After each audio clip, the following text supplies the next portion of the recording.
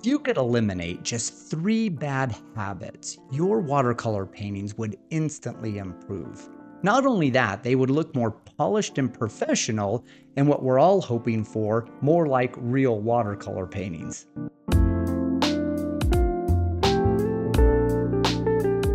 These are mistakes that I see beginning watercolor artists make quite often, and honestly, I've made each one myself. The good news is they're relatively easy to fix. Bad habit number 1 is painting everything from one puddle of paint. We've all done it. We're trying to paint a group of trees, so we mix up a really nice green, and then we keep using that single color for all of our trees. It's convenient, but it's also one of the fastest ways to make a painting look flat and lifeless. And here's the reason why. Let's say you're painting trees. Mix your main green, then create a slightly warmer version and a slightly cooler version. Now, instead of painting by one color, you're painting with 3 closely related colors that mingle naturally on the paper. Notice I didn't say dramatically different colors. I'm just talking about subtle, slight shifts in your color. Sometimes just a tiny touch of blue or yellow is enough. Those little changes create enormous visual interest. Bad habit number 2 is painting too fast. This one surprises a lot of people. Watercolor naturally is a fast medium, but you shouldn't rush through your painting process. One of the hardest parts of watercolor is learning to think in reverse. We begin with the lightest values, then build the middle values, and finally add the dark accents that bring everything together. The problem is most of us get impatient. What happens is during our first wash, which should be one of your lightest wash, we think, oh, I know where those dark trees should go. So we jump ahead and put in the dark trees.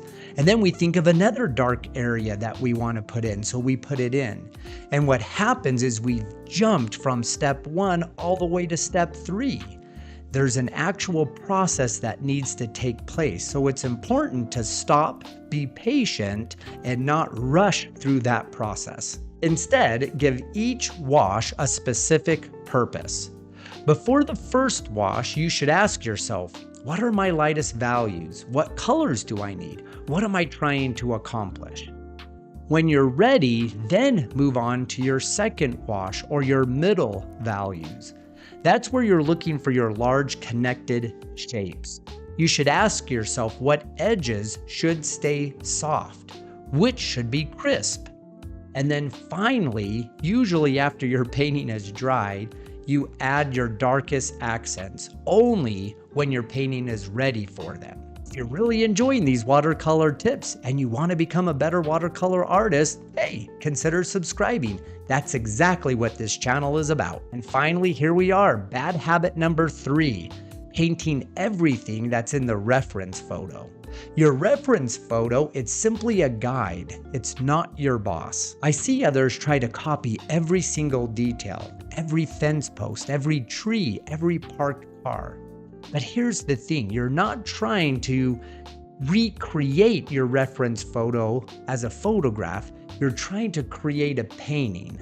That means you get to decide what's important. You can remove distractions, you can raise up a mountain or move a car or add a person. The nice thing about being the artist is you have the license to go ahead and create stronger compositions by moving around what's in your reference photo.